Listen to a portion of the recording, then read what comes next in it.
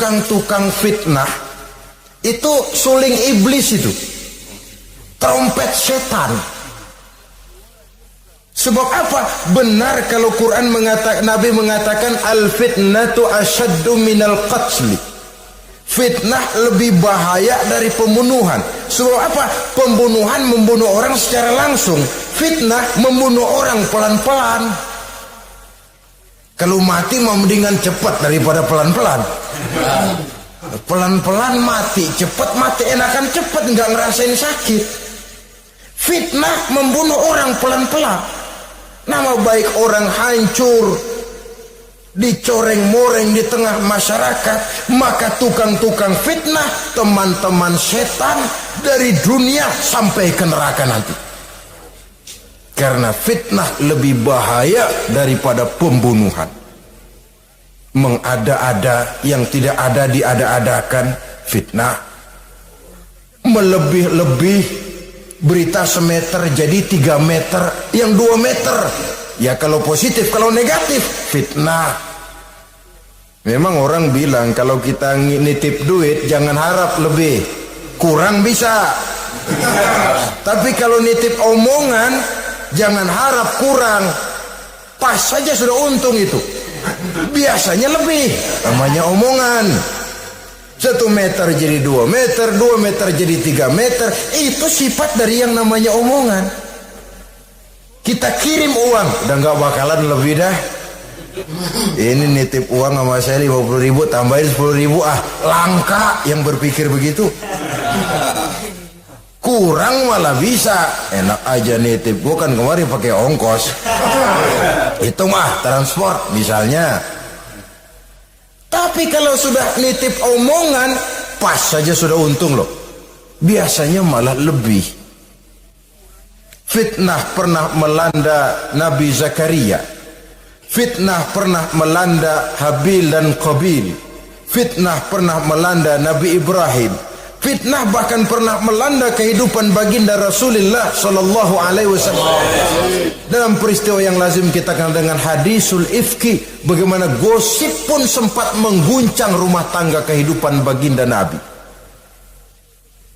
Sehingga pantas kalau beliau sendiri mengatakan al-fitnatu asyaddu minal qatli.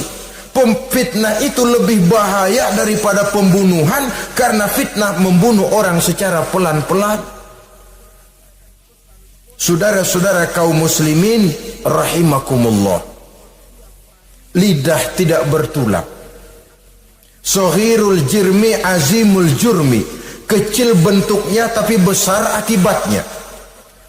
Kalau kita luka karena silet 2-3 hari boleh sembuh, tapi luka karena lidah seumur hidup kita ingat. Asal lihat orangnya ingat, nih dia nih yang ngomong kagak enak banget, gua tandain dah.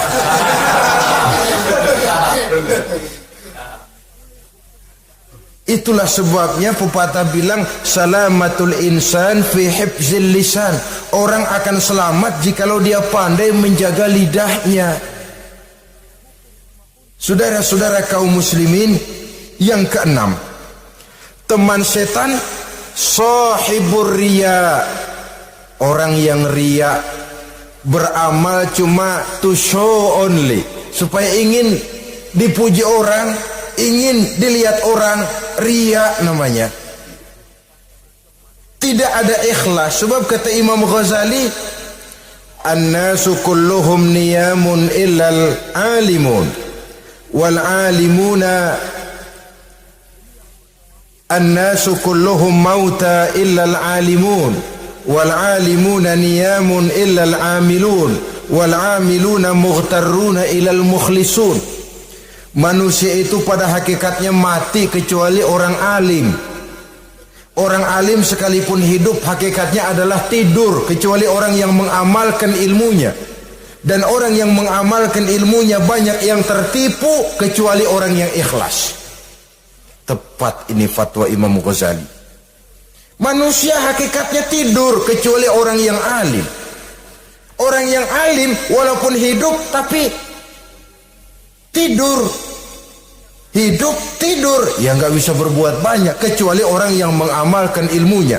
Dan orang yang mengamalkan ilmunya banyak yang tertipu kecuali yang ikhlas. Jadi kalau amal itu adalah jasad, ikhlas itu adalah ruh. Amal tanpa ikhlas patung. Patung tidak bisa berkembang, tidak bisa berbuat banyak, namanya patung. Itu amal tanpa ikhlas. Ini termasuk penyakit batin toh, ikhlas, ria, ujub, sum'ah, penyakit kepengen didengar orang, penyakit kepengen dilihat orang. Wah, kalau sembayangnya dilihat orang mantap betul, kayak besok mau mati.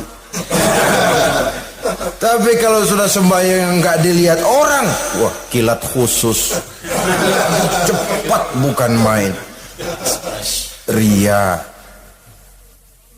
ini yang menghancurkan amal ini nggak terasa. Sifat kita sendiri, ria ini menggeragoti amal, sebagaimana api menggeragoti kayu bakar. Yang ketujuh, teman setan akilu malil yatim, orang yang memakan harta anak yatim. Itu setan senang betul itu. Dia bisikan, nah, kau kan ngurus anak yatim, kau sudah menanamkan budi kepada mereka, jadi wajar kalau kau ambil bagian. Mula-mula memang dalam batas yang wajar, makin lama malah berebut sama yatimnya. Makin kesonoin, yatimnya malah nggak keduman, panitianya yang kenyang. Akilu malil yatim, orang yang memakan harta anak yatim secara zalim, ini merupakan teman setan. Sebaliknya, orang yang melindungi anak yatim, kata Nabi, seperti dua jari ini dengan aku di akhirat nanti, dekat derajatnya dengan Rasul. Yang kedelapan, teman setan al-mutahawinu bis shalah, orang yang nganggap enteng sholat, ngentengin sholat. Nanti aja dah, kalau udah tua-tuaan, sembayang mah gampang, saban sari ada. Kalau ini nih tinju jarang-jarang. Al-mutahawin, ngentengin. Pada dasarnya agama itu mudah, jangan dipersulit, tapi juga jangan dipermudah. Agama itu tidak berat, jangan diberat-beratin, tapi juga jangan dienteng-entengin. So yang enteng kalau kita entengin, akhirnya menganggap remeh.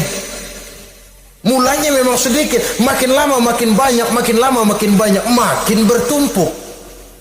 Apalagi kalau sadar kita sholat adalah tiang daripada agama. Bagaimana rumah akan tegak tanpa tiang yang kuat? Bagaimana agama akan tegak dalam diri seseorang kalau sholatnya dia enteng-entengi? Jangankan yang sunnah, yang wajib saja. Kadang-kadang tutup lubang gali lubang, padahal itu merupakan tiang pokok. Rumah itu untuk kuat harus ada tiang-tiang tambahan. Tiang tambahan ini ya nawafil, ya rawatib, sholat-sholat sunnah itu untuk menjaga stabilitas temperatur batin kita kepada Allah.